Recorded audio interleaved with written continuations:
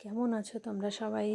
আবারও একবার চলে এলাম একটি হালকা ডিজাইনের মধ্যে কেক নিয়ে। কেকটি ছিল বাটারস্কচের মধ্যেই হালকা ডিজাইনের মধ্যে চেয়েছিল।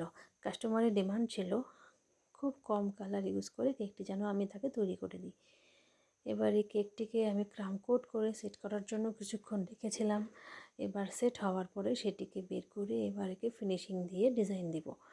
তো চেষ্টা করছি, যেহেতু ডিমান্ড ছিল কাস্টমারের লাইট ডিজাইনের মধ্যে এবং লাইট কালারের মধ্যে সেটাকে করার, তো আমিও সেটাই চেষ্টা করলাম যাতে আমি তার ডিমান্ড অনুযায়ী কেকটা তাকে আমি দিতে পারি। এবার হলো পিঙ্ক কালার, ফুড কালার আর কি, পিঙ্ক ফুড কালার দিয়ে কেকের বডিটাতে আমি জাস্ট হালকা করে শেড দিয়ে গেলাম। এবার এটাকে ওই প্যালেট নাইফ দিয়ে জাস্ট একটা শেড দিয়ে দিলাম। তো দেখো তোমরা, ভালোই লাগছে শেডটি। তো এবার ওপরে ডিজাইন করতে হবে, তো চেষ্টা করলাম যাতে হালকার মধ্যে কি করা যায়। তো 1M নোজেলটা দিয়ে ইয়েলো কালার দিয়ে কিছু ফুল আমি করে দিলাম। তারপরে এটার সাথে যাতে ম্যাচ হয় সেরকমভাবেই ওই হোয়াইট কালার দিয়ে মোদক নজলটা দিয়ে এবার ওটাকে আমি কিছু ডট দিয়ে গেলাম যাতে ভালো লাগে দেখতে। তো সেম ওই 1M নজলটা দিয়ে ইয়েলো কালার দিয়ে বর্ডারটাও করে দিলাম। তো তারপর মনে হচ্ছে বর্ডারটা হওয়ার পরে মনে হচ্ছে ফাঁকা ফাঁকা লাগছে, কী করা যায়।